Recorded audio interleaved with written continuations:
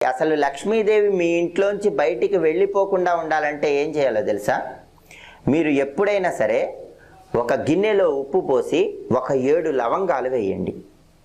7 లవంగాలు వేసిన తర్వాత ఆ గిన్నె పట్టుకుని ఇల్లంతా తిరగండి. అలా తిరిగిన తర్వాత ఎవరు చూడని ప్రదేశాలు కొన్ని ఉంటాయి కదా ఇంట్లో, అంటే ఎవరు ఎక్కువగా తిరగని ప్రదేశాలు. అలా ఎవరు ఎక్కువగా తిరగని ప్రదేశంలో ఈ గిన్నె ఉంచండి. ఆ గిన్నెకి పాజిటివ్ వైబ్రేషన్ లాగే శక్తి ఉంటుందండి.